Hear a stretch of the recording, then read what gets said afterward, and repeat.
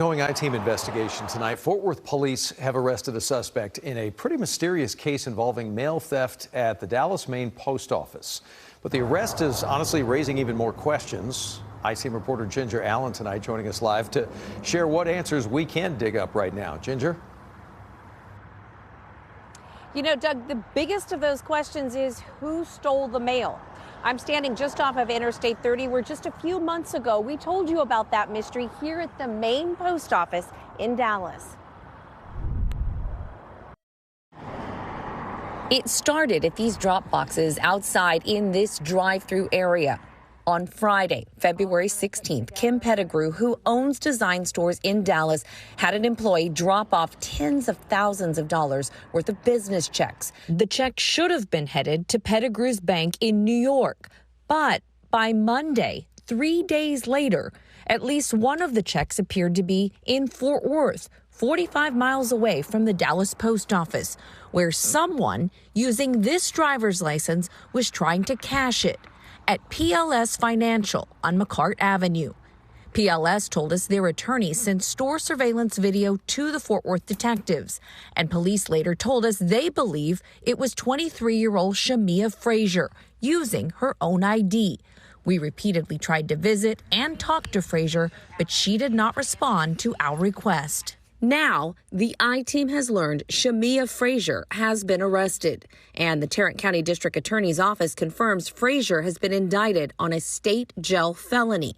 However, not for mail theft. It's a fraud charge for use or possession of the stolen business check. There's been an arrest. Fort Worth Police and the District Attorney's Office have contacted you. But this is not enough, in your mind. Absolutely not. I believe that the police departments in Fort Worth have done everything they can, but beyond that, no one can say how she got the check. We're not addressing the problem. The problem starts at the United States Postal Service, and they refuse to get involved and call me back. The I-team also reached out to the U.S. Postal Inspection Service. A spokesperson says they can't comment because Fort Worth PD is the lead agency on this case. Fort Worth Police told us the postal inspectors are not involved in their case. It's grandmothers sending checks, sending cash to their grandchildren. It's gift cards. It's not just companies that are impacted by this. And someone has to be accountable. And I feel the accountability needs to be at the United States Postal Service. Now, in another new development, I was actually able to get Shamia Frazier on the phone just yesterday. She told me that she found the check that came from here in her own personal mailbox at home with her name on it.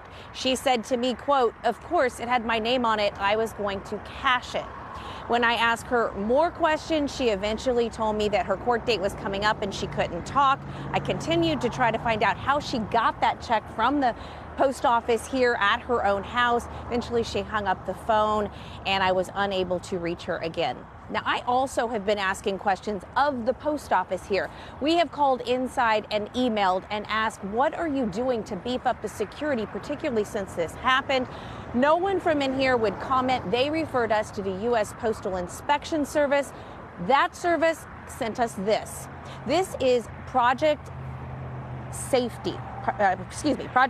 Delivery. It is a national plan to crack down on the mail theft. Now, it talks about new law enforcement partnerships, some new high security collection boxes that have been rolled out nationwide, and then also some increasing rewards for thieves, particularly on social media. And I will put this on our website so that you can see it. But I do want you to know that this plan was announced in May of 2023. And what I have really been asking is what has happened out here, particularly in the last few months, particularly since this most recent crime happened that we've been aware of. Doug? This is not the first time we've reported on this kind of theft, without question, but you worked with the CBS data team to dive into the real numbers. What'd you come up with as far as how bad mail theft might be here? So, Doug, we did work with the CBS data team, and it was able to tell us that in this North Texas region, there are about 5,600 reported mail thefts every year. And I think the reported is a key word there. But if you break that down, that means there are about 15 reported mail thefts every day.